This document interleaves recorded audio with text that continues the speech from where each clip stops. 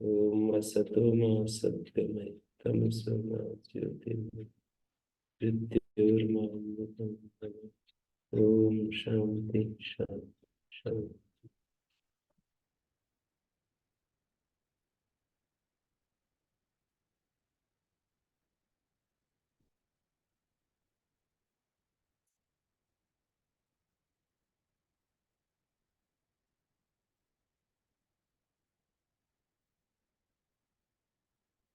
दादा गुदा।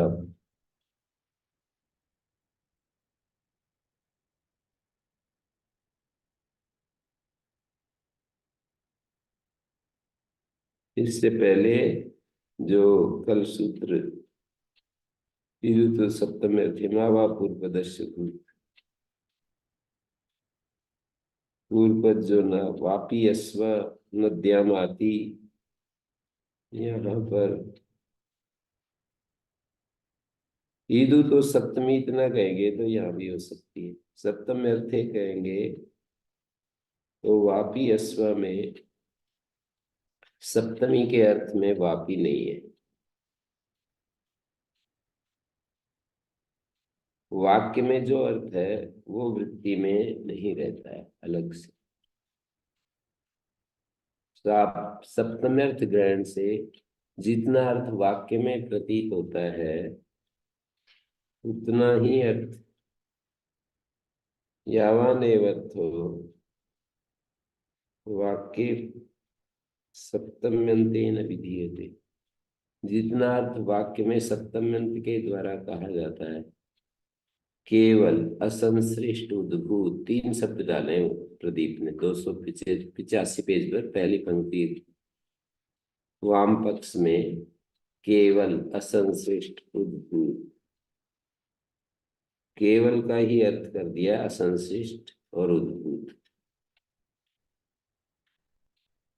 समासे न भवति प्रगृह्यते समासे तो संश्लिष्ट रूप एव अर्थ गृह्यते।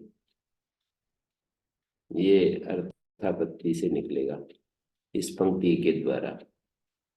असमास में और समास में क्या भेद है? समास में संश्लिष्ट रूप पर ग्रहण होता है, मिला हुआ रहता है, उत्तर पद के साथ संश्लिष्ट हुआ अर्थ प्रतीत होता है। सप्तम्यर्थ ग्रहण से वाक्य में सप्तम्यंत के द्वारा जो अर्थ कहा जाता है वो केवल असंश्लिष्ट दूसरे के साथ मिला हुआ नहीं कहा जाता, उद्भूत भी कहा जाता है। और ये वाक्य समास में जैसे वाप्यस्व बोल दिया तो वो एक बात तो मिला हुआ है, संश्लिष्ट है, दूसरा अनुद्भूत है वो अर्थ। उसी को इन्होंने कहा असंश्लिष्टत्व क्या है, उद्भूतत्व क्या है, इस बात को उद्योत ने समझाया। और इससे पहले भी उद्योत की पंक्ति में देखिए प्रधानार्थम अपनी इस पर लिखा है वृत्तो ही पूर्वपदम स्वार्थम अपनी अभिधीयते प्रधानार्थम अपनी। इसकी शैली ये समझनी चाहिए कि वो समस्त पद में अर्थ किस तरह से प्रकट होता है और वाक्य में किस तरह प्रकट होता है। वृत्ति में पूर्व पद स्वार्थ को भी कहता है और प्रधान अर्थ को भी कहता है। वृत्ति में यानी समास में जो पूर्व पद वाक्याम होगा या राज्य पुरुषाराज होगा, कोई भी पूर्व पद समास में स्वार्थम अभिधत्ते प्रधानार्थम। वृत्ति में पूर्व पद अपने अर्थ को भी कह रहा है और साथ में प्रधान अर्थ को भी कह रहा है। प्रधान माने उत्तर पद प्रधान तत्पुरुष है, उस दृष्टि से कह दिया इन्होंने। स्वार्थ अपने अर्थ को भी कह रहा है और दूसरे के साथ मिलकर के भी कह रहा है। प्रधानार्थम अभी अभिधत्ते। तो इस पर उद्योत ने लिखा है अश्वपद वाप्यस्व है ना, अश्वपद शक्ति समुदाय शक्ति सहकारेण गृहीत शक्तिकात वापी पदार्थ स्वार्थ विशिष्ट प्रधानार्थ से उपस्थित है। स्वार्थ विशिष्ट, स्वार्थ माने वापी विशिष्ट प्रधान अर्थ की ही उपस्थिति होती है। अश्वपद शक्ति समुदाय शक्ति, इन दोनों शक्तियों के साथ, एक तो अश्व की शक्ति, वाप्यस्व में प्रधान अर्थ क्या है अश्व, अश्वपद शक्ति और समुदाय शक्ति वाप्यस्व, एतद उभय शक्ति सहकारेण, ऐसे लिखा है। उभय शक्ति सहकारेण उपस्थिति में अन्वय होता है इसका। गृहीत शक्ति का वापी पदार्थ, वापी पद अपने अर्थ को प्रकट करके, गृहीत शक्ति का वापी पदार्थ, गृहीत शक्ति, शक्ति माने इस शब्द से इस अर्थ का ग्रहण करना चाहिए, इस बात को शक्ति कहते हैं।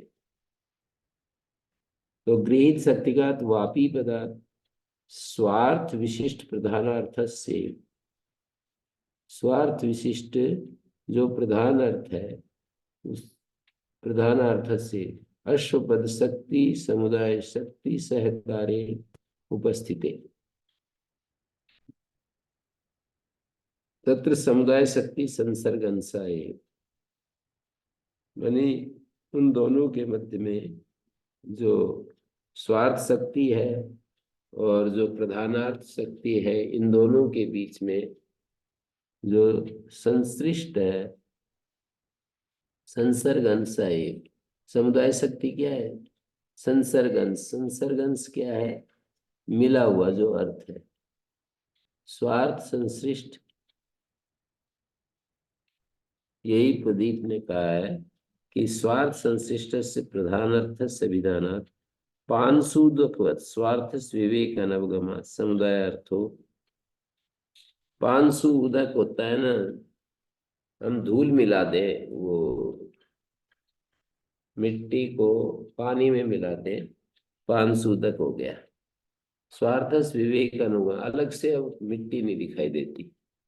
स्वार्थ से विवेक अनवगमात, भेद का बोध न होने से, विवेक का अर्थ है यहाँ पर भेद का बोध न होने से, पार्थक्य बोध न होने से, समुदाय अर्थो वृत्तो संश्लिष्ट रूपाए विदिते। वृत्ति तो समुदाय अर्थ वाली है, समुदाय अर्थो वृत्तो संश्लिष्ट रूपाए विदिते, वृत्ति में समुदाय अर्थ जो संश्लिष्ट रूप है वो कहा जाता है। सप्तम्यर्थ ग्रहणन यावान एव अर्थ वाक्ये सप्तम्यंतेन विधीयते केवल संश्लिष्ट इत्यादि इत्यादि कह रहे हैं। तो विवेक अनवगमात पर भी प्रति उद्योत ने वही लिखा है जो मैंने बताया, पृथक अनुपस्थित है, पृथक से संश्लिष्ट रूप अर्थ का संसर्ग युक्त अर्थ कथित होता है, पृथक उपस्थिति नहीं हो रही। पांशुदकम मिलितम यथा संश्लिष्टम एव ज्ञान विषय न तो पृथक। पांशुदक कैसे पृथक बोध होता है, पांशुदक को देखेंगे तो मिलित बोध होता है, पृथक बोध नहीं होता। अज्ञान और ज्ञान को भी इससे परिभाषित कर सकते हैं। अज्ञान अवस्था में शरीर आत्मा का मिलित बोध होता है और विवेक अवस्था में पृथक बोध होता है। इतना अच्छा समझ में आता है ना साथ साथ में, कि जैसे पांशु उदक जो है, इस उदाहरण को हम दे सकते हैं आत्मा के विषय में। पांशु उदक की तरह मिलित बोध होता है जब हम आत्मेन्द्रिय मनोयुक्तम भोक्ता इत्याहुर मनीष। आत्मा मानी शरीर इंद्रिय मन से युक्त जो आत्मा, मिलित बोध होता है भोक्ता का। ऐसे कहते हैं वहां पर। आत्मानं रथिनं विद्धि शरीरम रथमेव इंद्रियाणि हयन्नाहं विषयस्तेषु गोचर आत्मेन्द्रिय मनोयुक्तम उक्त इत्याहुर्मनीषिणः। आत्मा इंद्रिय, आत्मा माने शरीर, शरीर इंद्रिय मन से युक्त, ऊपर से एक आत्मा की ओर अनुवृत्ति आ रही है। तो आत्मा इंद्रिय मन युक्त जो आत्मा है वो भोगता है, न शरीर भोगता है न आत्मा भोगता है। शरीर जड़ होने से भोगता नहीं और आत्मा शुद्ध होने से भोगता नहीं। आत्मेन्द्रिय मनोयुक्तम, आत्मा भोगता है। तो ऐसे ही पांशुदक को समझ सकते हैं। पांशुदक की तरह मिलित बोध होता है, विवेक में पार्थक्य बोध होता है। तो पृथक उपस्थिति का अभाव, पांशुदकम मिलितम यथा संश्लिष्टम एवं ज्ञान विषय में, तो पृथक संश्लिष्ट ही ज्ञान का विषय बनता है। ज्ञान, इच्छा, कृति, ये सविषयक होते हैं। ज्ञान विषयी पदार्थ है और उसके सामने जो आता है वो विषय होता है। तो ज्ञान विषय किम, ज्ञान का विषय क्या होता है? संश्लिष्ट। तथा समास असंश्लिष्ट है उपस्थिति विषय न तो पृथक। समासात, समास से, समासात संश्लिष्ट है, समास से भी संश्लिष्ट है उपस्थिति विषय ज्ञान विषय भवति न तो पृथक। यावान इत्यस्य विवरणम केवल कैवल्यम विवरण होती, कैवल्य का वह विवरण है संश्लिष्ट उद्भूत। असंश्लिष्ट और उद्भूतत्व क्या है, इसको जो तुमने दिखाया वे भी विशेषण अविशिष्टत्व, इसी को वो बोलते हैं ना अखंडार्थ बोध वेदांत में। विशेषण अविशिष्ट को ही अखंडार्थ कहते हैं। तत्वमसि एवं ब्रह्मास्मि आदि में जो अखंडार्थ शब्द आता है, अखंडार्थ की प्रतीति। ऐसे शुरू में ही एक पंक्ति में लिखा है अखंडार्थ, पृष्ठ संख्या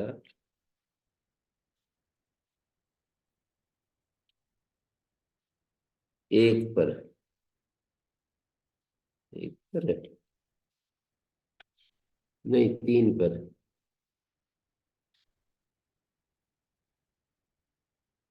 जहाँ शुरू हो रहा है ना, श्रीमद् भगवत पतंजलि विरचित महाभाष्यम प्रणीत प्रदीप, प्रदीप से ही था।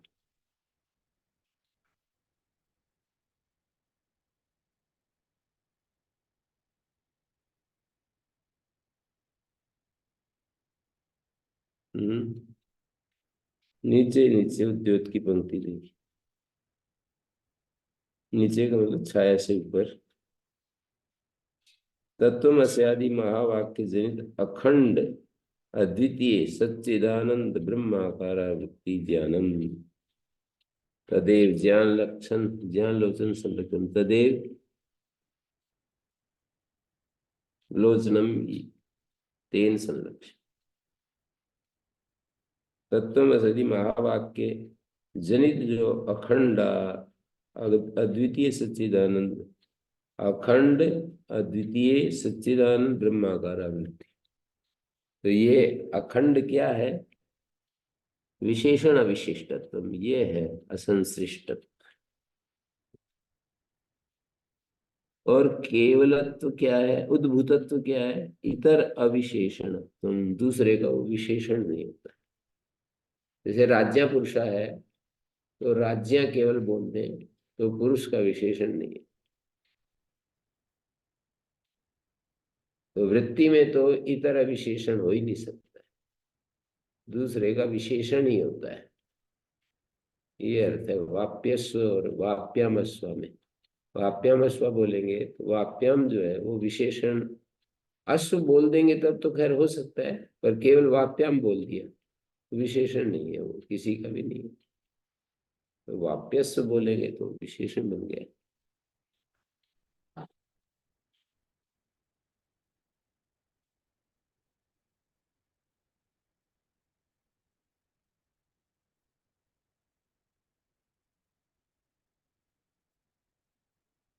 फिर यहाँ समुदाय रूपो अभिधीयते ऐसा लिखा है ना। समुदाय रूपो अर्थ यहाँ पर है प्रदीप में।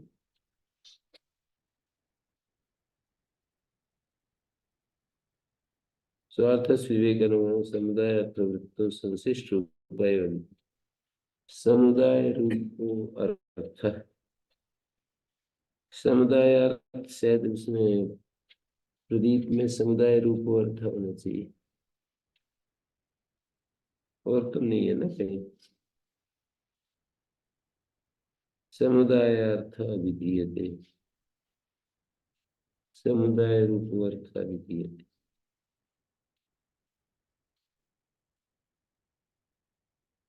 समुदाय रूप अर्थ पूर्व पद पदार्थ विशिष्टा उत्तर पदार्थो विधीयते।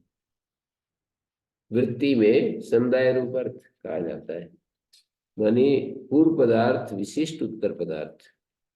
वाप्यस्व जो है पूर्व पदार्थ विशिष्ट उत्तर पदार्थ कहा जाता है।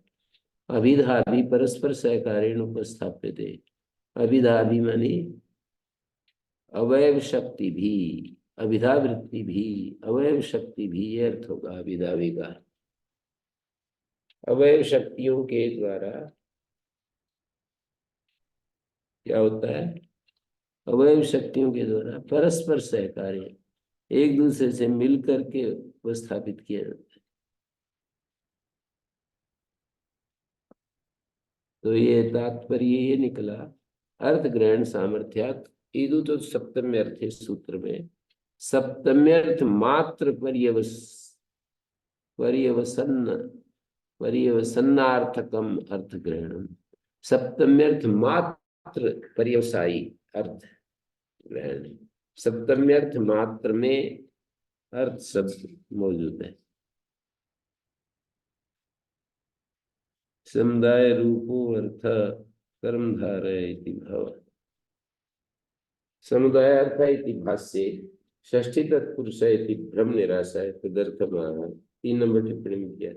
ये महाभाष्य में जो आया ना, अजायत स्वार्थायाम से न दोषा समुदाय अर्थो विधीयते।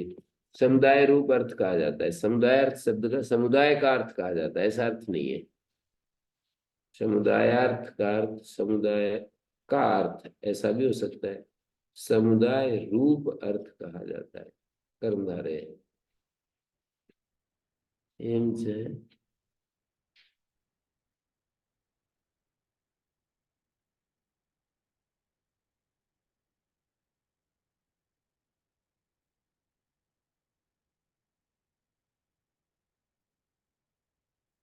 ये बात है इसमें सारी।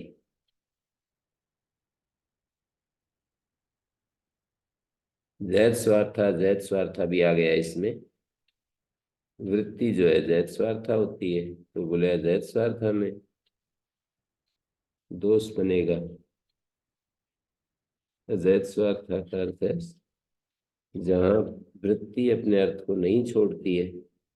जैत स्वार्था का अर्थ है वृत्ति जब अपने अर्थ को छोड़ देती है। तो वृत्ति जब अपने अर्थ को छोड़ देती है तो भी दोष नहीं है, और नहीं छोड़ती है तो भी दोष नहीं। वहां पर समर्थापद विधि पर लिखा है अजैत स्वार्था, अजैत स्वार्था होते हुए भी नात्यंताय जहाती। वृत्ति अपने अर्थ को सर्वथा नहीं छोड़ती है, अजैत स्वार्थ। जैत स्वार्थ, हाँ, नात्यंताय जहाती ऐसा कुछ।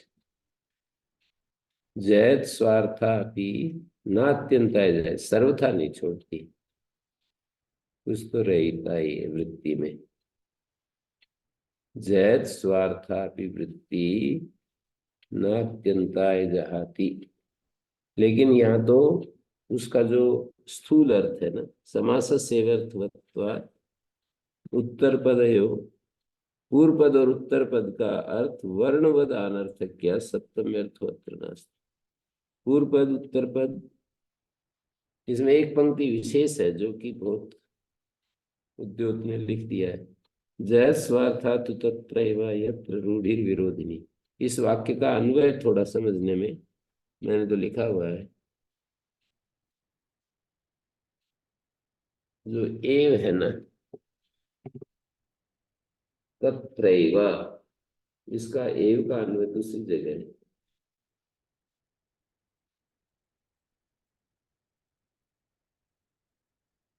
ऐसा होगा, जहां अव्ययवार्थ से प्राप्त हुए अर्थ से रूढ़्यर्थ विरोध में चला जाता है, वहां जय स्वार्था ही होती है।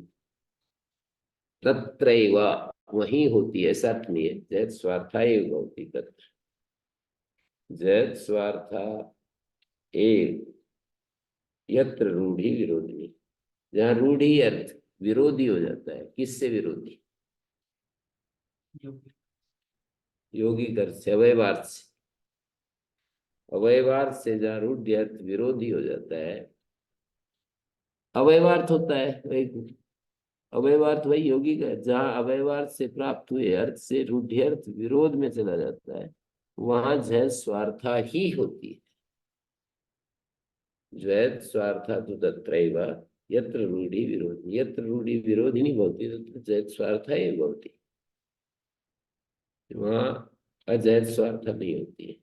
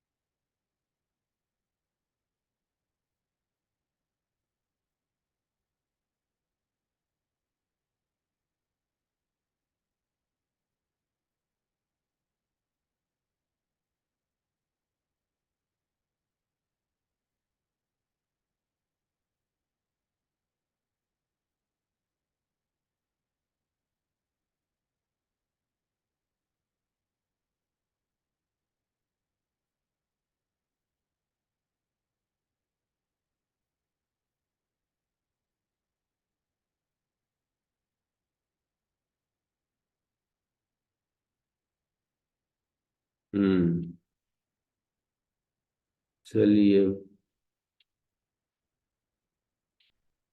सिद्धांत की बातें थी इसलिए बताया, बाकी तो पूर्व पक्ष उत्तर पक्ष इसमें जो सूत्र कारिका जो है ना, अंततः उन्होंने अर्थ ग्रहण को रख लिया, वाप्यस्व में प्रज्ञेय संज्ञा न हो, और उसका विचार भी कर लिया कि अर्थ ग्रहण करने पर भी क्यों नहीं होता है यहाँ वाप्यस्व में प्रक्रिय संज्ञा, जबकि सप्तम्यर्थ तो है। तो बोले कि यहाँ जहत स्वार्थ है, सप्तम्यर्थ छूट गया है, प्रधानार्थ कहा जा रहा है, विवेक नहीं रहा।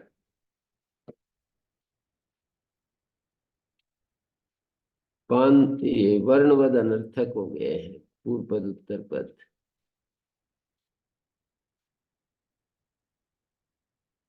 विग्रह प्रदर्शन वाप्यामस्व है ना, जो वो रथंतर आदि की तरह है। रथंतर में रथेन तरती रथंतर है, तैल पाएगा तैलम पिबती तैल पाएगा, रथेन तरती रथंतर विग्रह मात्र है वहां। रथेन तरणम किमपि नास्ति तत्र, यदि रथंतर शब्द से यत्र प्रयोग अस्ति तत्र अवलोकनम क्रियते चेत तत्र रथेन तरणम किमपि नास्ति, विग्रहस्तु अस्ति परम तत्र रथेन तरणम नास्ति। किसको कहते हैं? हम्म? कहते किसको है रथ? रूप रथ है। एक शाम का नाम है, कई सारे कई भेद होते हैं शाम के। रथंतर, रथंतर शाम का नाम। तो विग्रह प्रदर्शन यहाँ पर वाप्यामस्व रूढ़ी शब्दों का जो विग्रह प्रदर्शन है, वो रथंतर आदि की तरह केवल विग्रह प्रदर्शन मात्र है। अवयवार्थ नहीं मिलेगा वहां।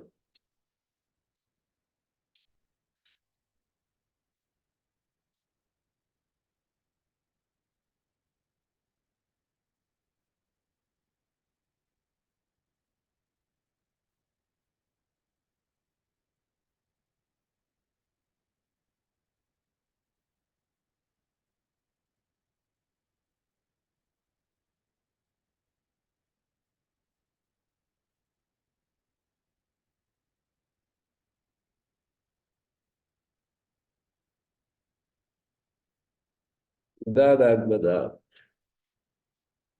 भूसंज्ञा प्रकृति ग्रहणम सिद्धर्थ। भूसंज्ञा में प्रकृति ग्रहण करना चाहिए। दाधा प्रकृतयो भूसंज्ञा भवन्ति इति वक्तव्य। किम प्रयोजनम? आत्मभूतानां यम संज्ञा क्रियते सा आत्मभूतानां एव स्यात् अनात्मभूतानां न स्यात्।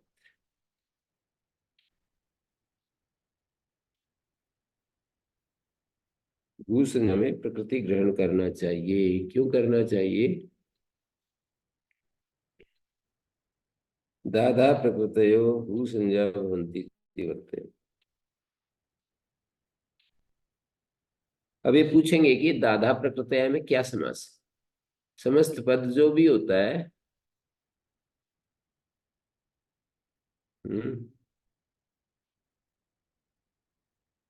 विग्रह सहित उसका समास और समास का विग्रह सहित उसका अर्थ बोध करना पड़ता है।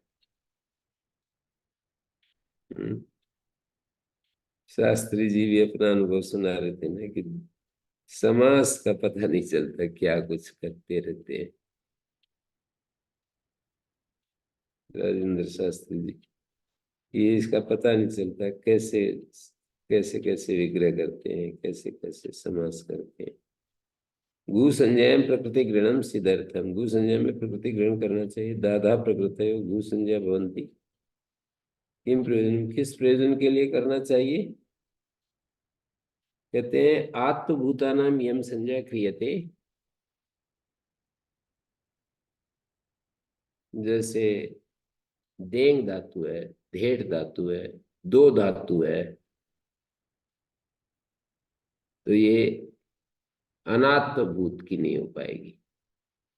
जो आत्मभूत है, दा दुदाएं दाने धातु है। आत्मभूत मानी आत्म को प्राप्त। आत्म जहां दिखाई देता है, दा दान दाने, दुधाएं, और देंग धेट और दो इनकी नहीं पाएगी। छह धातुएं हैं, उनमें से तीन तो मिल जाएंगी आत्मभूत। जैसे दुधाएं मिल गई, दाण मिल गई और दुधाएं मिल गई, पर देंग धेट और दो इनकी नहीं पाएगी, ऐसे कह रहे। नम से भूयिष्ठानी घूसंज्ञा कार्याणी आर धातु के तत्र चैते आत्मभूता दृश्यन्ते। तो सिद्धांत कह रहा है कि ज्यादातर तो क्यों जी, ननु से का अर्थ हिंदी में करेंगे तो क्यों जी, बहुत सारे भूसंज्ञा कार्य तो आर धातुक में आ होना चाहिए, गलत से रहा है। आर धातुक में तत्र चैते आत्मभूता दृश्यन्ते, और वहां तो ये आत्मभूत दिखाई देते हैं। तत्र चैते आत्मभूता दृश्यन्ते। तो पूर्व पक्षी कह रहा है सिद्धर्थम। सित में तो आत्म नहीं होता है ना। शीत प्रत्यय में आदेश उपदेश असिति प्रतिषेध हो जाता है। शिति आत्म प्रतिषिद्धते तदर्थम। प्रति प्रणिदयते, प्रणिद प्रणिद्यति, प्रणिदयति, तीन धातुएं देनी चाहिए उदाहरण में। जैसे प्रणिदयते, इसके बाद प्रणिद्यति, उसके बाद प्रणिदयति। प्रणिद्यति में भी तो सित प्रत्यय में आत्म नहीं होगा, दो धातु का रूप है, दो अवखंड ने। शायद किसी में आवास में तीन होंगे उदाहरण।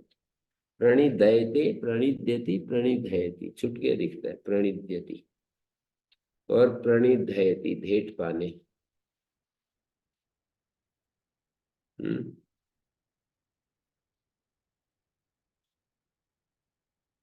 भारद्वाजिया पठन्ति घूसंज्ञां प्रकृति ग्रहणम सिद्ध।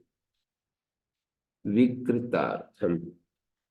भू संज्ञा में प्रकृति ग्रहण करना चाहिए, किम प्रयोजनम सिद्धार्थम विकृतार्थम से क्षिति उदाहरितम। क्षित में तो उदाहरण दे दिया, जो पहले तीन उदाहरण दिए हैं क्षित में तो दे दिए। विकृतार्थम प्रणिधाता और प्रणिधाता, जैसे यहाँ क्या हो गया है, प्रणिधाता दो अवखंडने का रूप है और देंग का रूप है, देंग। तो यहाँ पर एक जगह तो ऐसा है कि जहाँ आत्व ही नहीं होता, और एक जगह ऐसा, और वहां भी चाहते हैं घुसंजय, जहाँ आत्व तो हमें दिखाई नहीं देता वहां भी घुसंजय चाहते हैं। और दूसरा विकृत हो गया, अर्थात ए से आ हो गया है, वहां भी नहीं पाएगी, क्योंकि वो लक्षण प्रतिपदोक्त परिभाषा है ना। लक्षण प्रतिपदोक्त प्रतिपदोक्त से ग्रहण भवति, वो आगे दे भी रहे, किम पुनः कारणम न सिद्धेति। तो इसने जो शंकिता है या आक्षेपता है, आक्षेपता ये कह रहा है लक्षण प्रतिपदोक्त प्रतिपदोक्त से विधि प्रतिपदम यात्वभूता तेषामेव स्यात् लक्षणेन यात्वभूता तेषाम न स्यात्। जो प्रतिपद लक्षण से जो आत्मभूत है उन्हीं का ग्रहण होता है। लक्षण प्रतिपदोक्त प्रतिपदोक्त से विधि प्रतिपदम यात्वभूता तेषामेव स्यात् लक्षणेन यात्वभूता तेषाम ग्रहणं न स्यात्। अत्क्रियमाणे प्रकृति ग्रहणे कथम विद्ये, अब यह समास के ऊपर आ गए। इतनी चर्चा के बाद अत्क्रियमाणे भी प्रकृति ग्रहणे कथमिदम विज्ञायते, ये बताओ कि ये कैसे समझते हैं। दाधा प्रकृतया उचित दाधाम प्रकृतया, प्रकृति ग्रहण तो कर दिया, प्रकृति ग्रहण कर दिया, दाधा प्रकृतया घुसंजय बोलती। तो दाधा प्रकृतया का अर्थ क्या लेना चाहिए, दाधा जो प्रकृतियां, दाधा रूप प्रकृतियां या दाधा की प्रकृतियां। दाधा रूप प्रकृतियां कर्मधार है या षष्ठी समास है, किंचाता, इससे आप क्या लेना, क्या आप कहना चाहते हैं। पूछ रहा है ये जो सिद्धांति ने कहा ना कि आपने कहा कि भाई प्रकृति ग्रहण करना चाहिए, दादा प्रकृत है, तो आपका क्या अभिप्राय है, दादा प्रकृत है या दादा प्रकृत है।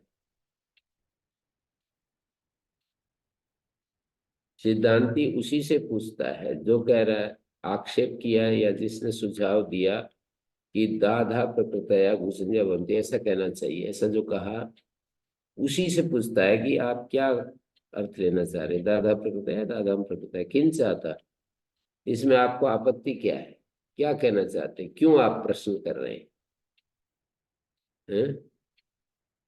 जो वार्तिक जिसने बनाया था वो यहाँ पर जिज्ञासु पूछ रहा है किन चाहता, आप इस ऐसा क्यों पूछ रहे हैं। तो दिखाता अपना अभिप्राय, क्या अभिप्राय है आपका, क्या आपत्ति आपको दिखाई देती है। तो वो सिद्धांति आया, उसने आपत्ति दिखाई, यदि विज्ञाते दाधा प्रकृतया सैव दोषात्मभूता न विषयातन आत्मभूता नाम न स्यात्। यदि आप दाधारूप प्रकृतियां ऐसा कहते हो तो आत्मभूतों की ही घुसंजय हो पाएगी, अनात्मभूतों की तो नहीं हो पाएगी। आत्मभूत, आत्म को प्राप्त जो धातुएं, तीन धातुएं, दान दाने दुदाएं और दुधाएं, इन्हीं की पाएगी। देंग धेट और दो अवखंडने की नहीं पाएगी। अथ विजयते दाधाम प्रकृत है तो उल्टा हो जाएगा, उल्टा चक्कर घूम जाएगा। अनात्म भूतानाम एवस्यात् आत्म भूतानाम नश्यात्। नूरगढ़ वाले स्वामी जी बड़े उससे सुनाते थे घटना, इसकी सुनाते थे।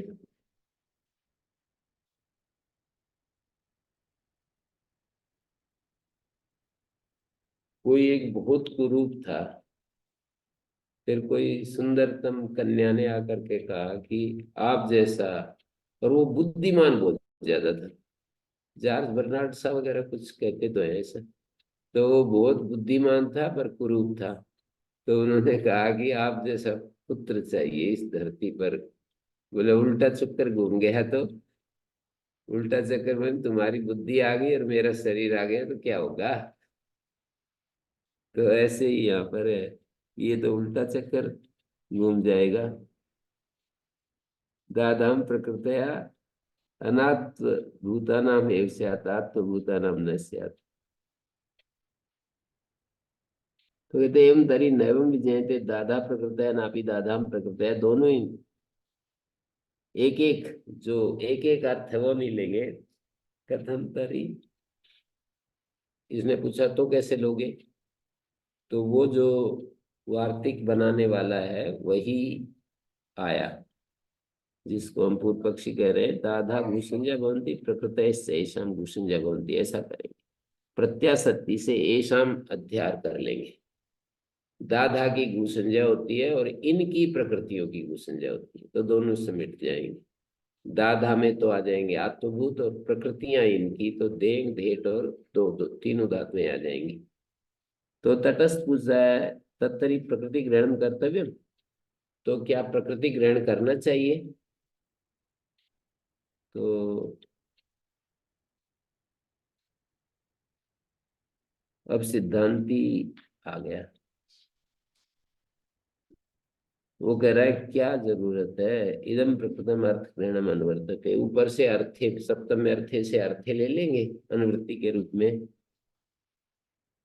उसने पूर्व पक्षी ने पूछा कहाँ प्रकृत है, वह प्रकृतम। तो सिद्धांति बता रहा है इदु तो सप्तम में अर्थे पढ़ा है ना, ततो वक्ष्यामि दाधा भू अदा अर्थे इति, उसमें ही अर्थ के नीति ले लेंगे। दाधा भू अदा भू संजक होते हैं, और अर्थे सन्निधान से प्रत्याशक्ति न्याय से दाधाम अर्थे या वर्तते स भू संजक होती। तो प्रकृति प्रकृति नाम अभी सिद्धति, प्रकृतियों की भी संज्ञा हो जाएगी। सन्निधि से अर्थे का अर्थ है दाधा के अर्थ में जो वर्तमान, दाधा भूषण का बहुंती मिला कर लिखना चाहिए। दाधा दाधा भूषंजक होता है, और अर्थे इनकी अर्थ में, इनके अर्थ में जो है उसकी भी हो जाती है।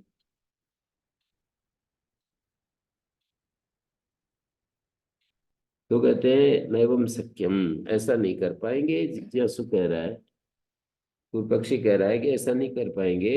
ददाती ना समानार्थान राति, ये 5 धातुएं हैं, राति रासती दाशती मंघती प्रीणाति प्रभृति नाहु है। ठीक है, एतेषां विभूषण प्राप्नोति तस्मात् नैवं शक्यम, इसलिए ऐसा नहीं कर पाएंगे। ददाती न समानार्थान राति रासती दाशती मंगती प्रीणाति प्रभृति नाहु। ददाती के समानार्थी 5 धातुएं कही हैं। आहु विद्वांसः, समानार्थान 5 धातुएं ददाती के समानार्थ बताई हैं। एतेषाम अपि गुसंज्ञा प्राप्नोति, यदि दा के अर्थ में वर्तमान कहोगे तो दा के अर्थ में ये 5 धातुएं कही हैं, ददाती समानार्थान आहु। तो फिर एतेषाम अपि गुसंज्ञा प्राप्नोति तस्मात् नैवं शक्यम न चेदेवं प्रकृति ग्रहण कर्तव्य में, ऐसा नहीं है तो प्रकृति ग्रहण करना ही पड़ेगा, ऐसा इसने कह दिया। जो वार्तिक बनाया था ना, दादा प्रकृति ग्रहणम कर्तव्य, उस संज्ञान प्रकृति ग्रहणम भी ऐसा जो सुझाव दिया था ना, वो कह रहा है कि अर्थे से काम नहीं चलेगा, प्रकृति ग्रहण करना चाहिए। फिर भी सिद्धांति कह रहा है न कर्तव्यम, क्यों नहीं करना चाहिए, सिद्धांति कहेगा नहीं, न कर्तव्य तो सिद्धांति कहेगा। सिद्धार्थेन तावन अर्थात, सिद्ध के लिए तो आपने 2 प्रयोजन दिए, सिद्धार्थम और विकृतार्थम, जो 2 दिए आपने भारद्वाजी आचार्यों को कोट करते हुए।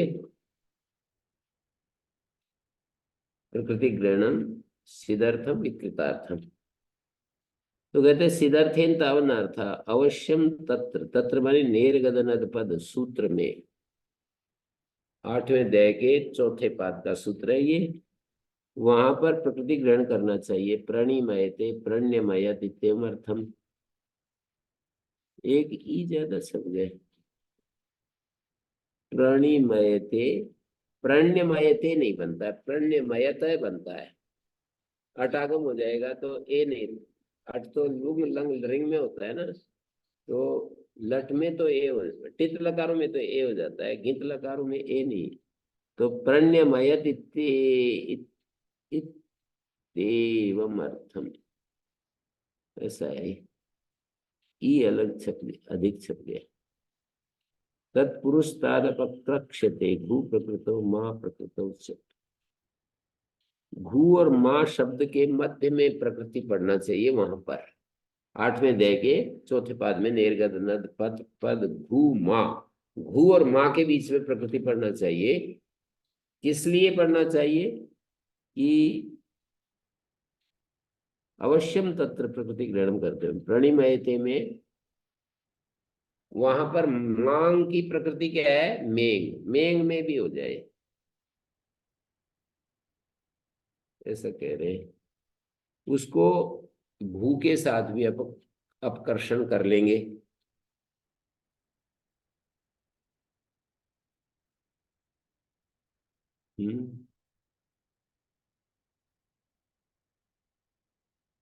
प्रणिदयते प्रणिमयते इति उभयत्रापिणत्वं सिद्धे। भू प्रकृति माँ शब्दानां द्वंद्वे सन्निधान अविशेषात उभय प्रकृति गृह्यते। सन्निधान, सन्निधि अविशेष है। उद्योत ने कहा है कि भू प्रकृति माँ ऐसा सूत्र बनेगा, उसमें सन्निधि अविशेष है, द्वंद्व समास करेंगे तो प्रकृति शब्द से दोनों तरफ अन्वित हो जाएगा, उभयान्वय हो जाएगा। मध्यमणि न्याय से प्रकृति का दोनों तरफ अन्वय हो जाएगा, भू प्रकृति और माँ प्रकृति।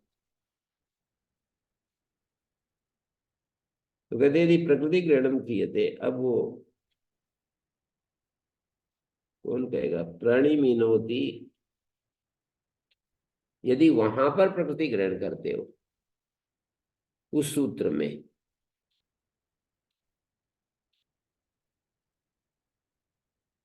तो प्रणिमिनोति प्रणिमिनाति अत्रापि प्राप्नोति। मीनाति मिनोति दिगम लपि से आत्मविधान भवति माँ प्रकृतित्व मनयो। इन धातुओं का भी माँ प्रकृतित्व बनता है। तो उस सूत्र में है ना, प्रणिमिनोति एज विषय में इकारांतों को आत्म किया है वहां पर। कहाँ पर, 6ठे अध्याय के पहले पाद में मीनाति मिनोति दिगाम लेपिच, आदेश उपदेशे शिति प्रकरण में आत्म किया है इन धातुओं। मीनाति मिनोति दिगाम लेपिच, यदि प्रकृति ग्रहण क्रियते प्रणिमिनोति प्रणिमिनाति अत्रापि प्राप्नोति।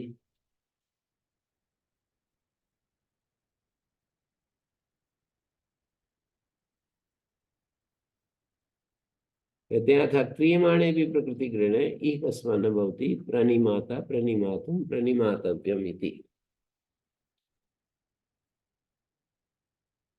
प्रकृति ग्रहण ना करने पर यहाँ क्यों नहीं होता प्रणिमाता प्रणिमातुं प्रणिमातव्यम।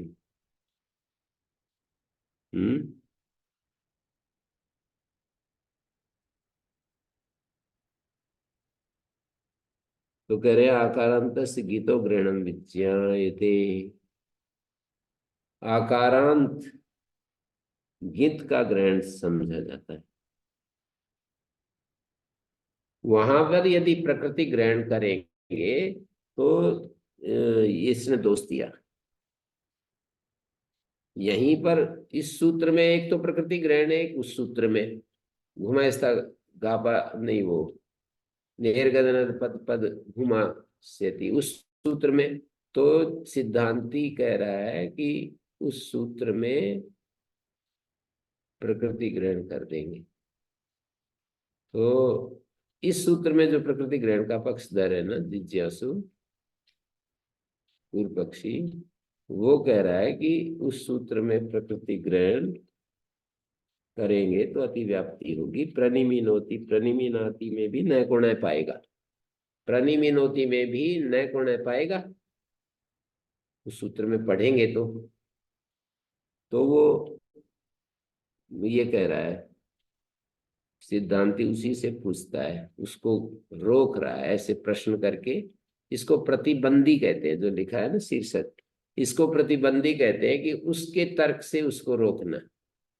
जो तर्क वो दे रहा है ना, उसके तर्क से उसी को रोकना। ज्यादातर बहुत सारे लोग करते हैं इस शैली का उपयोग, उसी के तर्क को पकड़कर दोष दिखाते हैं ना, तब ये प्रतिबंधी शब्द लिखा जाता है। तो वो कहता है अथ क्रियमाणे भी प्रकृति बने। अच्छा, हमें एक बात बता दो कि प्रकृति ग्रहण नहीं कर रहे उस सूत्र में। अक्रियमाणे प्रकृति ग्रहण एक यहाँ प्रणिमाता प्रणिमातुम प्रणिमातव्यम, यहाँ पर माँ रूप तो दिखाई दे रहा है, क्यों नहीं होता? आकारांत गीतो ग्रहणम विज्ञायते, कहते हैं इसलिए नहीं होता कि जो आकारांत व्याख्यान से हम ऐसा समझेंगे कि आकारांत गीत का ग्रहण है, मांग धातु का ग्रहण है, मेंग धातु का ग्रहण नहीं है, ऐसे व्याख्यान कर लेंगे। तो उसका ही तर्क है ना ये कि आकारांत गीत का ग्रहण है, उसके तर्क को पकड़कर उत्तर दे रहा है। जब आप आकारांत गीत का व्याख्यान कर रहे हो, यथेतरी अक्रियमाणे प्रकृति ग्रहणे आकारांत गीतो ग्रहणम, जैसे प्रकृति ग्रहण नहीं करते तो आकारांत गीत का ग्रहण समझेंगे, ऐसा आप कह रहे हो। एवं क्रियमाणे भी प्रकृति ग्रहण आकारांत गीतो ग्रहणम विज्ञायते, उसके तर्क से उसको ही चुप कर दिया। ऐसी परिस्थिति पैदा कर दी कि प्रकृति ग्रहण नहीं कर रहे, तो आप क्या उपाय कर रहे हैं? प्रणिमाता में णत्व नहीं होता, प्रणिमाता में णत्व के वारण के लिए क्या उपाय कर रहे हैं? तो वो कहता है कि हमारा उपाय है ना, व्याख्यान है, आकारांत गीत का ग्रहण है। तो बोले ऐसे ही व्याख्यान इसमें भी कर लेंगे। प्रकृति ग्रहण ना करने पर यथेतरी क्रियमाणे प्रकृति ग्रहण, हाँ, प्रकृति ग्रहण न करने पर जैसे आकारांत गीत का ग्रहण है, एवं क्रियमाणे भी प्रकृति ग्रहण है, ऐसे उस सूत्र में प्रकृति ग्रहण कर देंगे तो भी आकारांत गीत का ग्रहण समझेंगे। और सिद्धांती दूसरी बात कह रहा है, विकृतेर्थ विकृतार्थेन चापि नार्थ।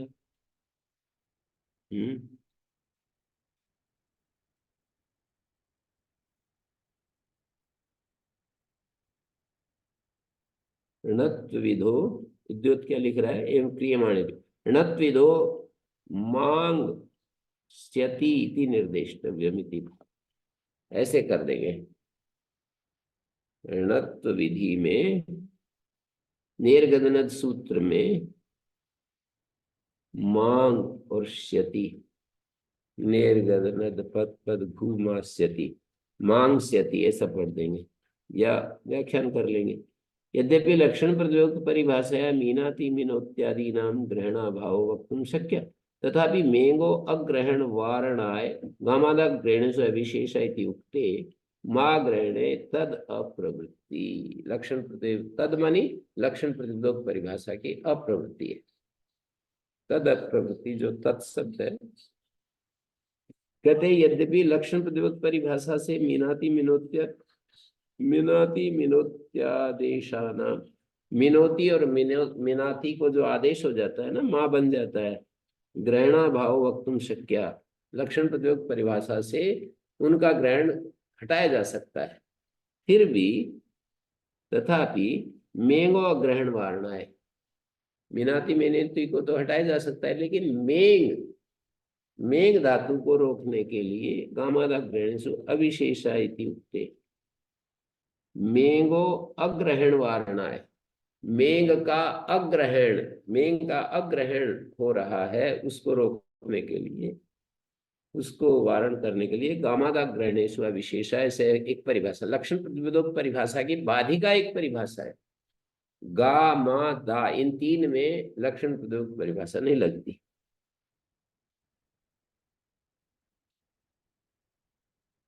माँ माने इत्यस्य योगेण वर्णाय, इसको हटाने के लिए घित्व पाठ आवश्यक। विकृतार्थेन चापि नार्थात् दोषैवेतस्य परिभाषा है लक्षण प्रतिपदोक्त से गामादा ग्रहणेषु विशेषा, इसी को रखना होगा। इस प्रसंग में दोष ही है उस परिभाषा को बीच में लाने से। गामादा ग्रहण से अविशेषा, गामादा के ग्रहण में विशेष नहीं माना जाता। ददाते ही में ज्ञापक बनता है इसका, गामादा ग्रहण से अविशेषा।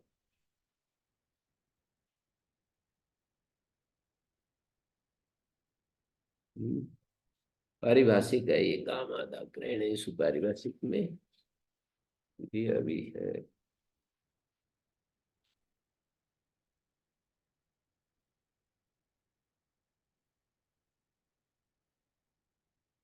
गामादा ग्रहण अविशेषा।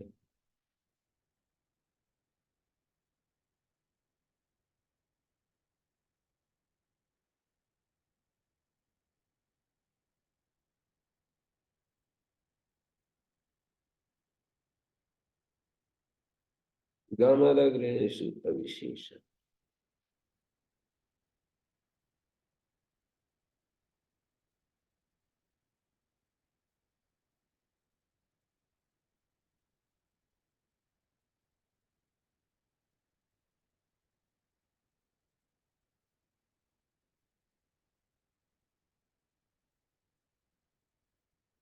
तो यहाँ पर ये अध्यापक दिया है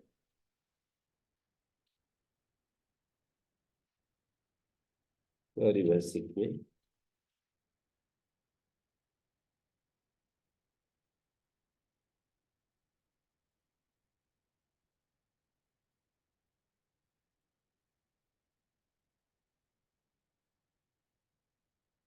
दैव शोधने इत्येतस्य धातु पित्वम यस्य परिभाषा सत्वे लिंगम।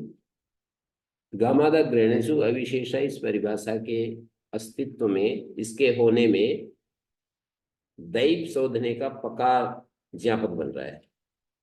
पहले हम ज्ञापक निकालते हैं तो उसका प्रयोजन ढूंढते हैं कि भाई पकार क्यों किया, दैव शोधने में पकार अनुबंध क्यों लगाया, तो बोले दादा गोदा इत्यत्र अदापिति घूषण प्रतिषेध दैपोपी प्रतिषेध यथा स्यात्। आप तो इसीलिए लगाया कि दैव का भी प्रतिषेध हो जाए। अदाप सूत्र है ना, दा धा घूषण का भवंती अदाप, दाप को छोड़कर।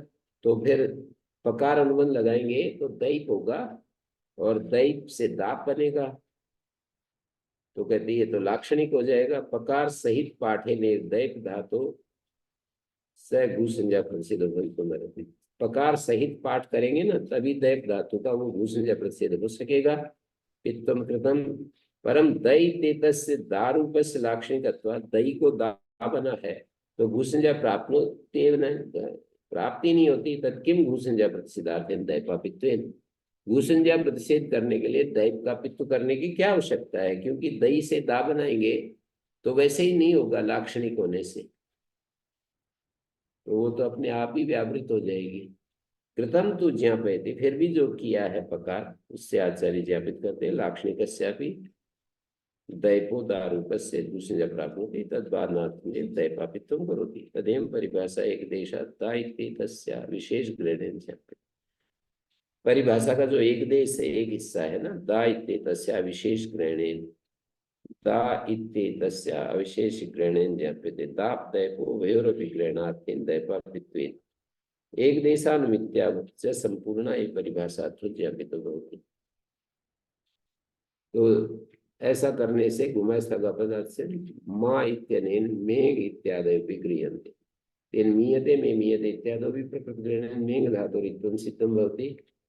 अथ गा इत्यनेन गई इत्यादि स्वपित्वं भवति। गीयते जे गीयते और इंग स्थानिकस्य गांगादेशस्य ग्रहणे सति अत्यगीष्ट इत्यादि प्रयोगात् सुसिद्धा भवन्ति इत्यादि अनेकं प्रयोगम्। दोदत् गोइत्यत्र द इति ग्रहणेन ज्ञाप्यते धेटोऽपि घूसंज्ञा अस्ति। अच्छा, दो दत्त भो में जो द पड़ा है ना उससे ये ज्ञापित होता है कि डेट की भी घूसंज्ञा है। घूसंज्ञा का धातुवा षडेव तथा दारूपास चत्वारो धारूपत धारूपयो दद आदेशो माँ भूत। धारूप धातु को दद आदेश ना हो इसके लिए द पड़ा है। दधाते रीति दुधाए धातुर ददादेशस्य अपवादो ही आदेशो भी दीयते। दधाते री सूत्र में दद का अपवाद ही आदेश कर रहे हैं। दुधाए धातो ददादेशस्य अपवादो ही आदेशो विधीयते तदर्थम द इति ग्रहणस्य नास्ति प्रयोजन। उसके लिए द इति ग्रहणस्य नास्ति प्रयोजन। केवलम धेट इत्यस्य ददादेश निवृत्त्यर्थम यत् ज्ञापयति भवति धेटो दूसरे। तो गामादा ग्रहणेषु अविशेषा, ये जो है इन्होंने कह दिया, प्रकरण पूरा हुआ। जो ये प्रकृति ग्रहण वाली बात थी ना, वो चर्चा पूरी हो गई। अब एक और बात उठा रहे, समान शब्द प्रतिषेध।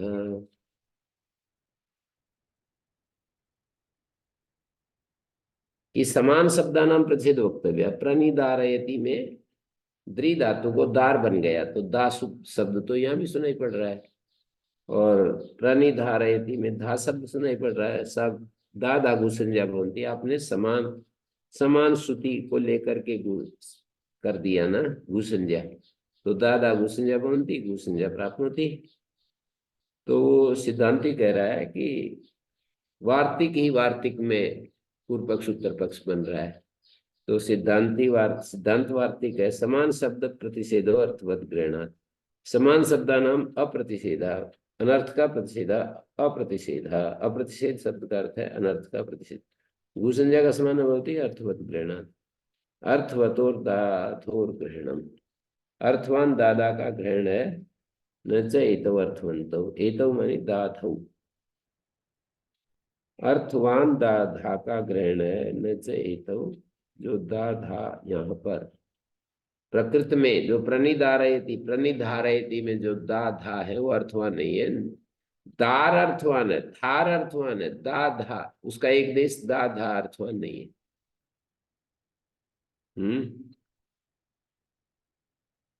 अनुपसर्गात्वा, या फिर दूसरा एक समाधान दे रहे हैं सिद्धांती, वार्तिककारी सिद्धांती बनकर दूसरा एक क्या दे रहा है, अथवा यत् क्रिया युक्ता प्रादय तम प्रति गति उपसर्ग संज्ञा भवन्ति न चेतो दाधौ प्रतिक्रिया योगा। कहते हैं जिस क्रिया से युक्त प्रादि होते हैं, तम प्रति, तम मानी क्रियावाचकम शब्दम प्रति गति उपसर्ग संज्ञा भवन्ति। तम शब्द का अर्थ होगा क्रियावाचक शब्द के प्रति। यत क्रिया युक्ता प्रादय तम प्रति, क्रियावाचक शब्द के प्रति उपसर्ग संज्ञक होते हैं। न च एतौ, ये समानाधिकरण, न च एतौ दाधौ, एतौ शब्द दाधौ के साथ समानाधिकरण है। न च एतौ दाधौ प्रति, इन दाधा के प्रति क्रिया योग प्र इत्येतस्य नास्ति। दाधा के प्रति क्रिया योग कस्य प्र इत्येतस्य, ये अध्ययन करेंगे। प्र इसका योग नहीं है, ठीक है। यानी इन प्रणिधारयति उदाहरण में इन दाधा के प्रति प्रनी का क्रिया योग नहीं है, बल्कि दार धार के प्रति, दार धार के प्रति योग प्रनी का। दाधा के प्रति प्र और नी का क्रिया योग नहीं है, बल्कि दार धार के प्रति क्रिया योग। यदि ऐसी बात है, पूर्व पक्षी कह रहा है, तो यह भी तरी न प्राप्त होती प्रणिधापयति, प्रणिधापयति में पुक आगम हो जाता है ना, वहां पर भी तो दाप धाप के प्रति प्रणी का योग है, ना कि दा धा के प्रति।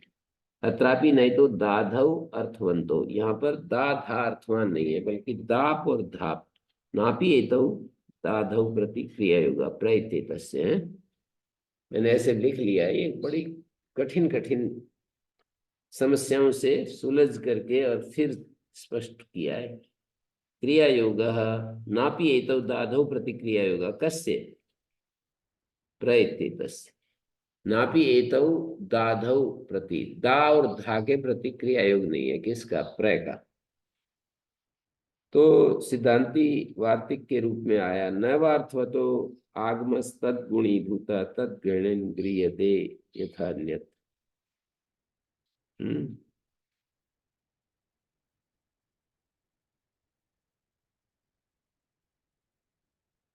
नैवार्थवता आगमस्तद गुणीभूत तद गृहण गृह्यते यथा अन्यत्।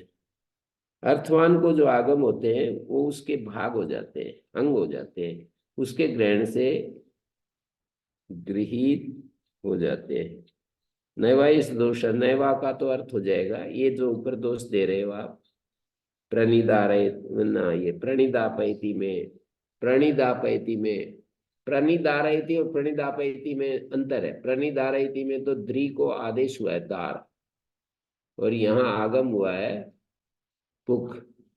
तो नैवाइस दोषा के कारण अर्थवता आगमतत् गुणीभूत है। अर्थवान को जो आगम होते हैं वो उसके गुणीभूत होते हैं। अर्थवत ग्रहण गृह्यते यथा, अर्थवत ग्रहण गृह्यते यथा अन्यत्र, तद यथा अन्यत्रापि अर्थवत आगमो अर्थवत ग्रहण गृह्यते।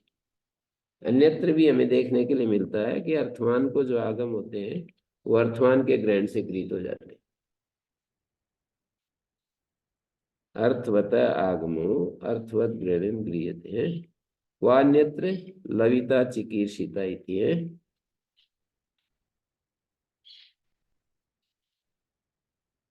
कहाँ अन्यत्र, तद्यथा अन्यत्रापि अर्थवत आगमो अर्थवत ग्रहण गृह्यते। अर्थवान को जो आगम होते हैं वो अर्थवत ग्रहण से गृहीत हो जाते हैं। वान्यत्र लविता चिकीर्षिता इत्यादि में, लविता में ता को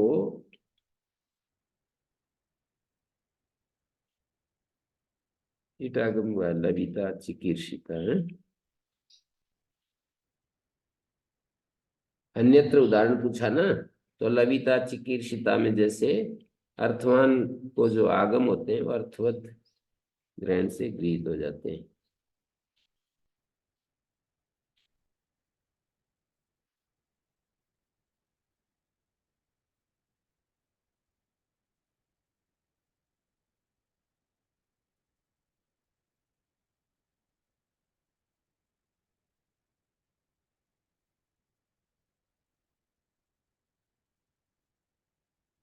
ठीक है, बन गया।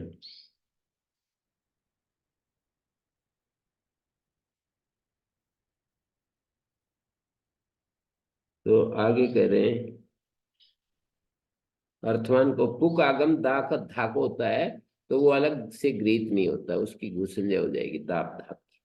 युक्तम पुनर्य नित्येषु नाम शब्देषु आगम शासनम स्यात्। शब्द तो नित्य होते हैं और आपने आगम कर दिया तो क्या ये उसने बताया, जो पूर्व पक्षी बन करके वो आक्षेप कर रहा है कि शब्द तो नित्य है और नित्य शब्दों में आगम शासन होना क्या ठीक है। न नित्येषु नाम शब्देषु कूटस्थैर विचाली विवरणैर्भवितव्यम्। यहाँ पर कई लोग नए को अलग कर देते हैं पूर्ण विराम करके, जैसे यहाँ लिखा हुआ है, और कई लोग नए के बाद पूर्व विराम नहीं मानते हैं। कील हॉर्न चारुदेव जी और युधिष्ठिर मीमांसक ये सब नहीं मानते हैं। जज्जर संस्करण में ऐसा ही लिखा है जैसे यहाँ पर लिखा है। जज्जर वाले संस्करण में तो नए ऐसा ही लिखा है, लेकिन कील हॉर्न एक व्याख्या, एक वो संपादक हुए हैं, और चारुदेव जी और युधिष्ठिर मीमांसक वो इसको नए को अलग से पूर्ण विराम नहीं मानते, नए के बाद पूरा एक वाक्य पढ़ते हैं। न नित्येषु नाम शब्देषु कूटस्थ व्यभिचारी। क्या नित्य शब्दों में कूटस्थ अभिचारी वर्ण नहीं होने चाहिए? वाकु में पढ़ेंगे उसको, नहीं होने चाहिए अर्थात अवश्य होने चाहिए। अनपाय उपजन विकारी भी, अपाय उपजन विकार वाले, अनपाय उपजन नहीं है अपाय उपजन विकार जिनमें, ऐसे कूटस्थ अविचाली वर्ण क्या नहीं होने चाहिए? अवश्य होने चाहिए। आगमाश्चापि नाम अपूर्व शब्दोपजन, आगमश्च नाम अपूर्व शब्दोपजन, अपूर्व शब्दोपजन ही तो आगम। आगमश्च नाम अपूर्व शब्दोपजन, अपूर्व शब्दोपजन ही तो है ये। जो आगम है वो अपूर्व शब्दोपजन ही तो है। न नित्येषु नाम शब्देषु कूटस्थैरविचाली भी वर्णैर्भवितव्यम् अनुपायजन विकारी भी आगमश्च नाम अपूर्व शब्दोपजन। ठीक है।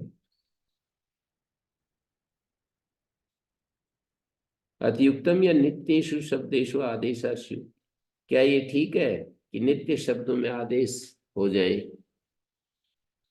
यह ठीक बैठेगा कि नित्य शब्दों में आदेश हो जाए?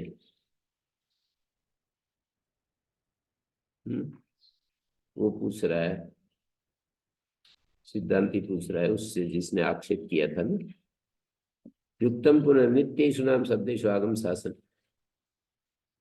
नित्य शब्द तो कूटस्थ विचाली आगम अपाय उपजन विकार से रहित शुद्ध रहते हैं, कूटस्थ रहते हैं, अविचाली रहते हैं। तो न को अलग पढ़ देते हैं तब भी ऐसा अर्थ आएगा, या नित्य शब्दों में आगम शासन हो, ये ठीक है? कहते ठीक तो नहीं है, क्योंकि हेतु देंगे नित्य शब्दों में, फिर काकु ध्वनि में नहीं पढ़ेंगे। ठीक तो नहीं है, नित्य शब्दों में कूटस्थ विचाली अनपायजन विकारी वर्ण हुआ करते हैं। ऐसे हो गया। तो जब हम इसको पढ़ेंगे तो युक्तम पुनर् युक्त, क्या ये ठीक है कि नित्य शब्दों में आगम शासन हो? तो वो कहेगा, कौन कहेगा? दूसरा व्यक्ति, है ना। वो कहेगा कि ठीक तो नहीं है खैर,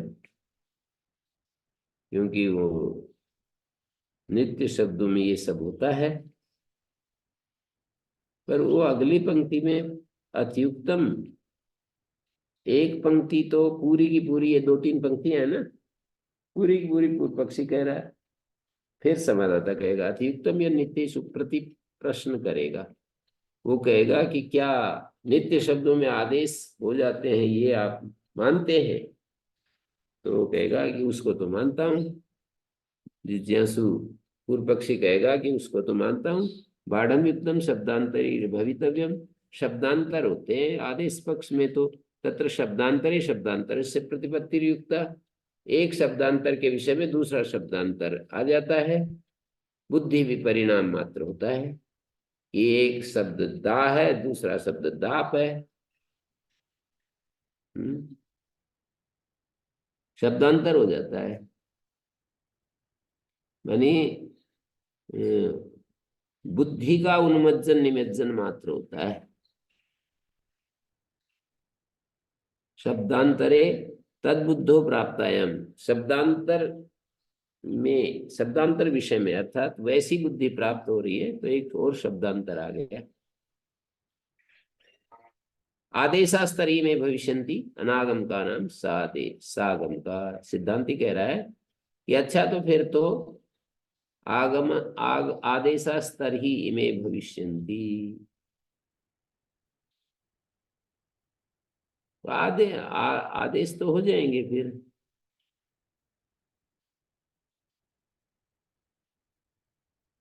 आदेशास्तर ही इमे भविष्यन्ति, अनागम का नाम सागम का।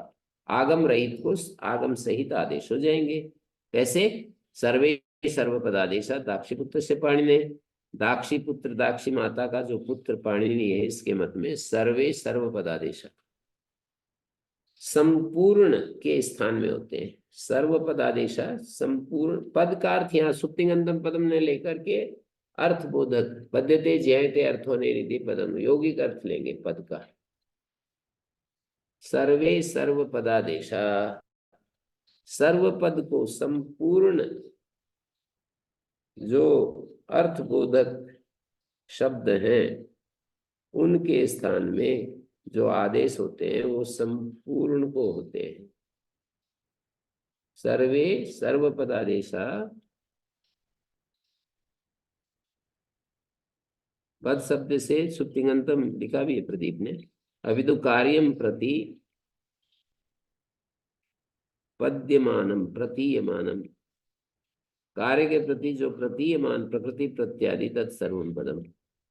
एक देश स्वीकार्य नित्यत्वम नोपद्यते। यदि एक देश के स्थान में ये माने जाएंगे तो नित्यत्व भग्न हो जाएगा।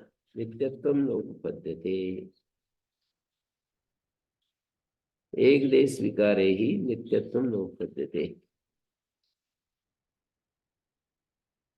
एक देश में यदि विकार मानेंगे तो शब्द अनित्य हो जाते हैं, इसलिए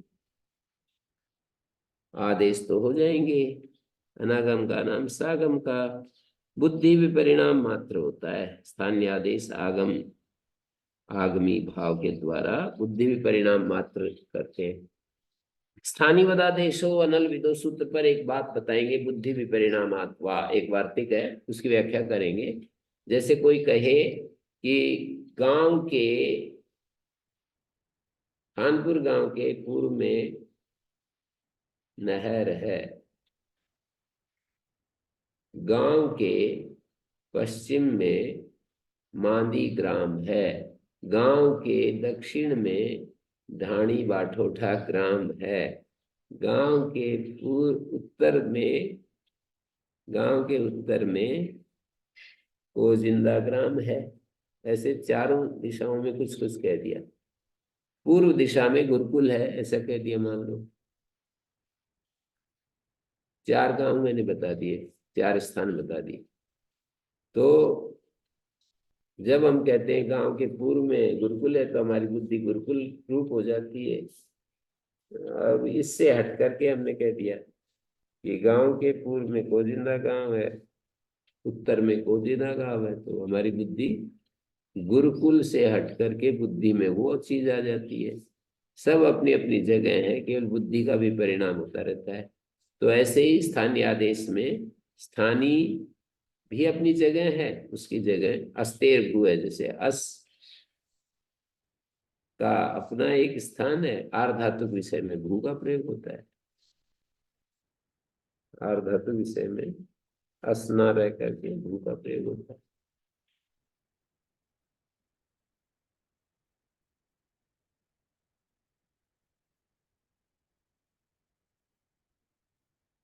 तो इस तरह से यहाँ पर आदेशास्तरी में भविष्यन्ति अनागम का नाम सागम का तत्कथन सर्वे सर्वपदादेशा दाक्षिपुत्रस्य पाणिने एक देशीकारे ही नित्यत्व नोपद्यते।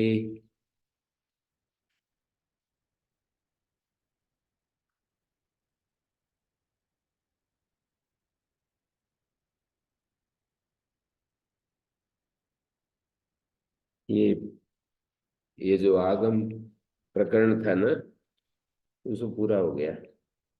जो यहाँ से चलाई थी बात, समान शब्द प्रतिषेधा, समान शब्द प्रतिषेधार्थवत ग्रहणात्, तो अनुपसर्गाद्वा समान शब्द का प्रतिषेध अनर्थक है, क्योंकि भूषंजा प्रणिधार इति में क्यों नहीं, अर्थवत ग्रहणे नानर्थक से। दा अर्थवान, दार अर्थवान है, दा निरर्थक है। दार प्रणिधारयति में दार अर्थवान है, उसका एक देश जो दा है ना, उसका अवयव जो दा है वो अर्थवान नहीं है, इसलिए उसकी भूषंजा नहीं होगी।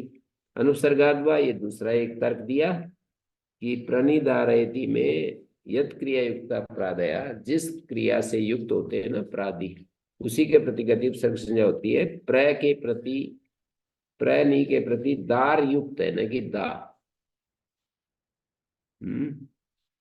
दा धा के प्रति प्रनी का क्रिया योग नहीं है, बल्कि दार धार के साथ क्रिया योग है। प्रणिधारयति प्रणिधारयति उदाहरण में यदि ऐसी बात है तो प्रणिधापयति पर आपत्ति की कि भाई पुक आगम करने पर दाप के प्रति प्रनी का योग है, न कि दा के प्रति। अत्रापि नहीं तो दा धा अर्थवन, तो दा धा अर्थवान नहीं है, नापी, तो दोनों हेतु को इकट्ठा कर दिया कि आप यूं कहे कि अर्थवत ग्रहण नानर्थ कैसे, तो दा धा जो है वो अर्थवान नहीं है, दाप दाप दाप धाप यही अर्थवान है। और आप दूसरा अनुसर्गाद्वा हेतु दिया था, उसकी दृष्टि से भी नापी तो दा धो प्रतिक्रिया होगा। इन दा धा के प्रति, एतौ दाधौ, ये तो विशेषण है दाधौ का, इन दा धा के प्रति प्रयनी का क्रिया योग नहीं है। तो दा धा के प्रति नहीं, दाप धाप के प्रति है। तो कहते हैं नैवार्थ तो आगमस तद्गुणी, यहाँ आगम है और उसके लिए ये परिभाषा है कि अर्थवान को जो आगम होते हैं वो उसके ही गुणीभूत हो जाते हैं, उसके ही अवयव बन जाते हैं। तद्गुणी भूता तद अवयवी भूता, उसके ही अवयव बन जाते हैं। तद ग्रहण गृह्यन्ते, उसके ग्रहण से, दा धा के ग्रहण से दाप धाप भी आ जाएगा। जैसे कि अन्यत्र भी देखते हैं, लविता आदि में ईट आगम, उसका त्रि का भाग हो जाता है। तब ये एक सिद्धांत की बात चला दी कि क्या नित्य शब्दों में आगम होना ठीक है, क्योंकि आगम तो एक प्रकार से शब्दोपजन है, नई चीज आकर जुड़ गई। तो उसने पूछा, समादाता ने प्रति प्रश्न किया, क्या नित्य शब्दों में आदेश होना ठीक है? तो उसने मान लिया कि आदेश तो मैं मानता हूं। बाढ़म युक्तम शब्दांतरी भवितव्यम तत्र शब्दांतरी शब्दांतर प्रतिपत्ति युक्त। तो फिर वो समादाता कह रहा है कि ठीक है, आप यदि ये मानते हो, शब्दांतर मानते हो,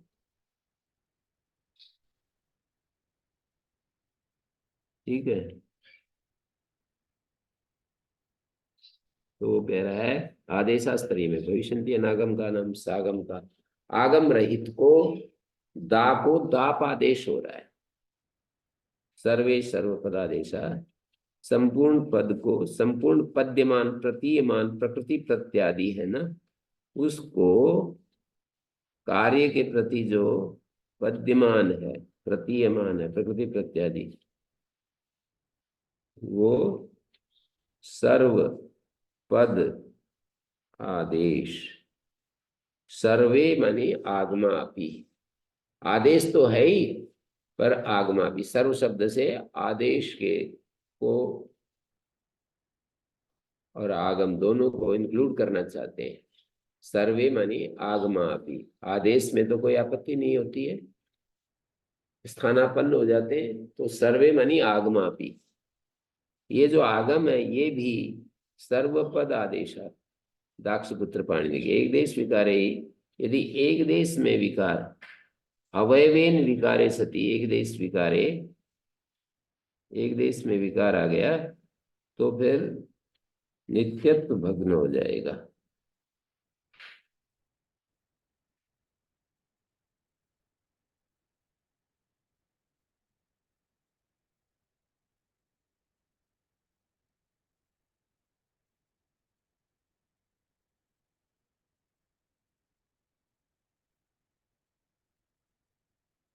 आदेश पक्ष एक प्रकार का, ये बात समझनी है कि बुद्धि भी परिणाम पक्ष है।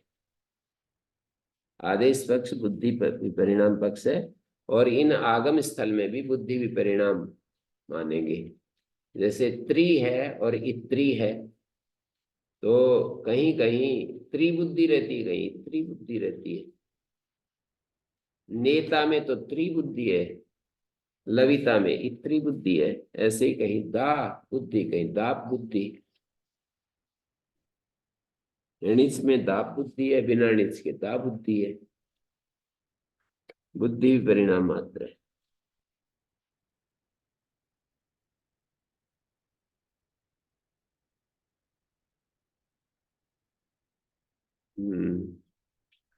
अब कहते हैं दींग का प्रतिषेध, एक नई बात लाई, दींग का प्रतिषेध करो। स्थागोरिच सूत्र में स्था और भूसंजक धातुएं में दींग धातु को भी मिनाती मिनोती दींगाम ले पीछे से आ हो जाता है ना, तो दा बन जाता है।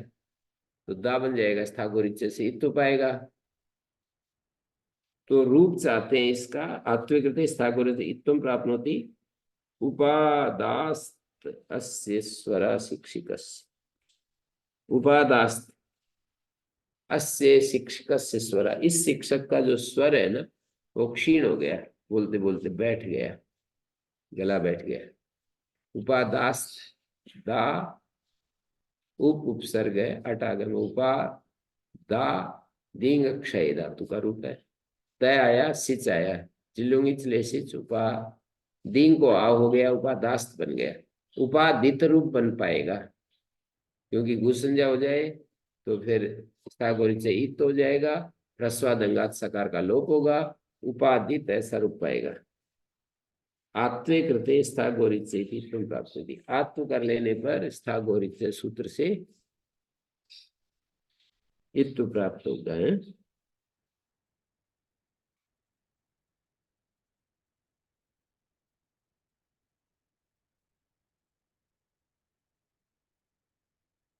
तो कहते हैं कुतः पुनरिम दोष जायते, ये दोष आपका किस तरह से हो रहा है, हैं? ये आपका दोष कैसे हो रहा है, प्रकृति ग्रहण से हो रहा है या रूप ग्रहण से हो रहा है? दारूप और धारूप ऐसे कहा था इस सूत्र का अर्थ करते समय, दाधा गोदा, दारूप धातुएं धारूप धातुओं की संज्ञा होती है, रूप ग्रहण से हो रहा है या प्रकृति ग्रहण से हो रहा है? तो बोले रूप ग्रहण से हो रहा है।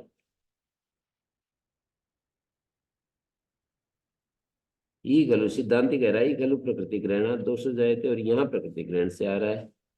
रूप ग्रहणात ये भी सिद्धांति नहीं कहा, नहीं पूछा था सिद्धांति ने, कुतः पुनरिम दोष जायते किम प्रतीक ग्रहणात आवश्यक रूप ग्रहणात। तो जो इसने आक्षेपता ने दींगा प्रतिषेधा स्थागोरित्व कहा ना, वो व्यक्ति कहला रूप ग्रहण से आ रहा है। फिर सिद्धांति कहता है ई गलु प्रकृति ग्रहण दोष जायते, यहाँ जो है प्रकृति ग्रहण से दोष आ रहा है। वो जो पूर्व पक्षी हो तो प्रकृति ग्रहण पर जोर दे रहा है ना, तो प्रकृति ग्रहण दोष जायते उप दिदीशते, शनि मीमा गु सब सूत्र है ना, उप दिदीशते, यहाँ पर एज के विषय में आत्म विधान किया है, तो प्रकृति दा प्रकृति है, ये दा की प्रकृति दींग है, उसकी भी घुसंज्ञा होगी, दा की प्रकृति दींग है, मिनाति मिनोति दिगाम लपीच है, तो यहाँ पर कह रहे हैं नैष दोषा। पूर्व पक्षी अपना समाधान दे रहा है कि प्रकृति ग्रहण से तो नहीं आता, दा प्रकृति रिचिते न चेयम दा प्रकृति, ये जो उपदिदीशते उदाहरण है ना, दा प्रकृति कह रहे हैं, ये दा प्रकृति नहीं है, आकारांता नाम एजंता प्रकृति है, एजंता नाम इकारांता। कहते हैं ऐसा होता है कि जो दींग धातु है ना, उसको पहले देंग बनता है, दे बनता है, और फिर दे को दा बनता है, एज विषय में आत्म होता है, हैं? तो आकारांतों की तो एजंत प्रकृतियां हैं और एजंतों की कारांत प्रकृतियां हैं, नैच प्रकृति प्रकृति प्रकृति ग्रहण क्रियते। ऐसे पूर्व पक्षी ने समाधान किया कि प्रकृति की प्रकृति को प्रकृति नहीं कहेंगे, कहीं कहीं परंपरा से कह देते हैं, कहीं नहीं कहते हैं, ऐसे मान लिया इसने कि भाई प्रकृति की जो प्रकृति है उसको प्रकृति नहीं कह सकते, साक्षात प्रकृति को ही प्रकृति कहेंगे।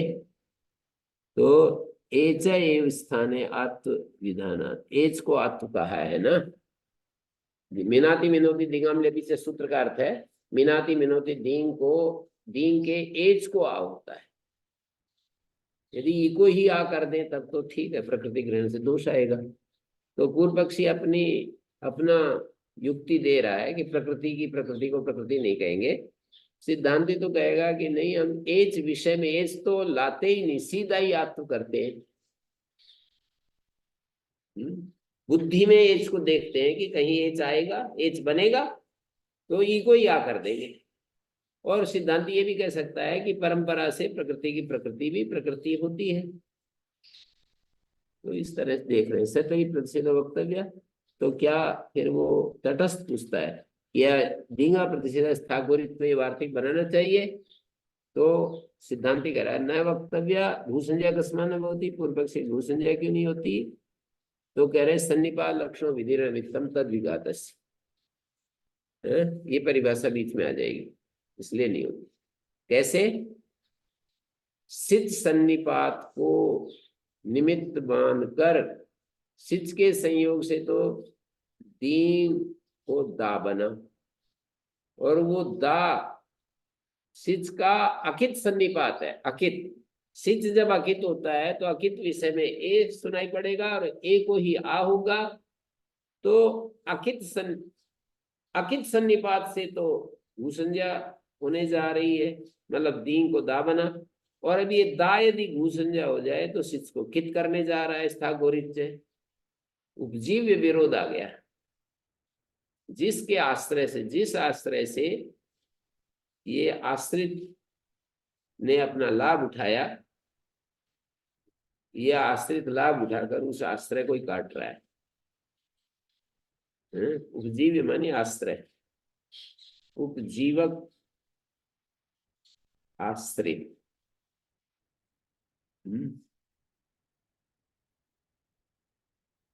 वैसे बना है ये। ओम शांति शांति शांति।